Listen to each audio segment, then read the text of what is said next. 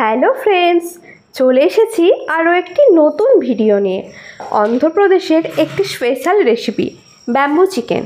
এটি বানানোর জন্য আমি নিয়েছি 1 কেজি চিকেন, স্বাদ মতো নুন, হলুদ গুঁড়ো, ধনে পাতা, আদা রসুনের পেস্ট, পেঁয়াজ এবং কাঁচা লঙ্কা বাটা, কাগজি লেবুর রস এবং জিরে ও ধনে গুঁড়ো, গরম মশলা, মিট মশলা, 3 চামচ মতো সর্ষের তেল এবং লঙ্কা গুঁড়ো।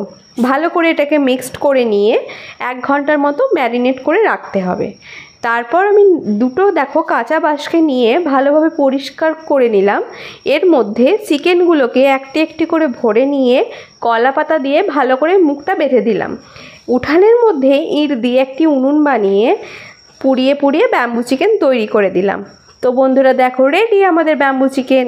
খেতে তো খুব টেস্টি হয়েছে। ভালো লাগলে তোমরাও একবার ট্রাই করে দেখো। ধন্যবাদ।